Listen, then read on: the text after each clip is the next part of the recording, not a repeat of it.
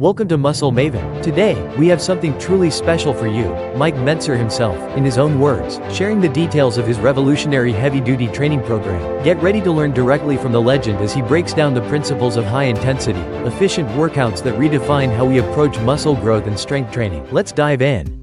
Now, let me give you a training program. You're going to train every 72 hours. You find that impossible, or you're so addicted to the gym, then don't train any more frequently than every 48 hours. Every third day. You would start on a Monday. Take Tuesday and Wednesday off, train Thursday. Take Friday and Saturday off, train Sunday. The next week you would not work out on Monday, by the way. You would take Monday and Tuesday off, train Wednesday. Every 72 hours. Now, on Monday you're going to work your chest first. For your chest, you start out with a set of flat bench dumbbell flies or pec deck. You have an option there.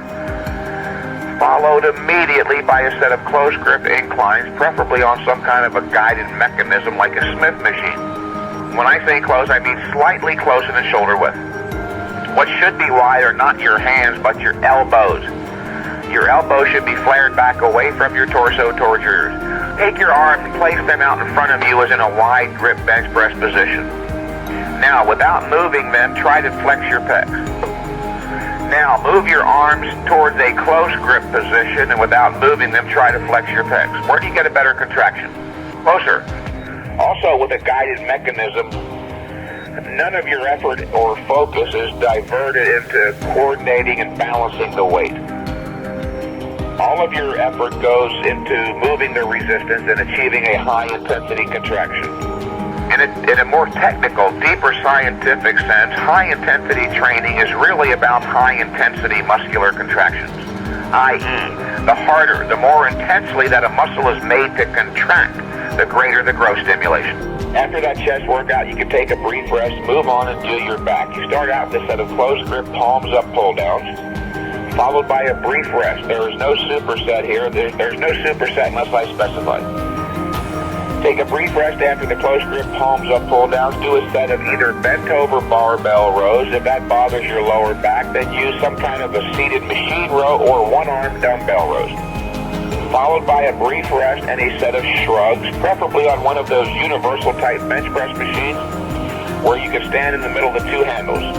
If you don't have one of those, use dumbbells. If you don't have heavy enough dumbbells, use a barbell. That's your first day's workout. Only 5 sets total. Is that enough, you might be wondering?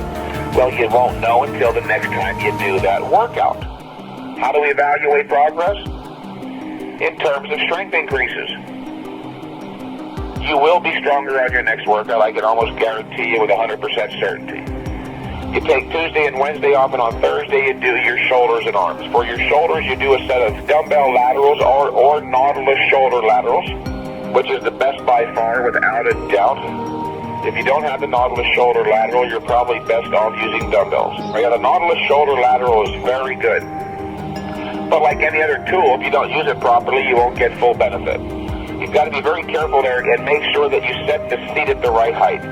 You set your seat on that Nautilus shoulder lateral machine so that when you look over either your left or right shoulder, you see that the center of your shoulder is in line with the center of the Nautilus cam, which will be designated by a red dot or a raised portion on the plastic. And keep your elbows as far back as you can. Write that down a lot. Keep the elbows pulled back, way back.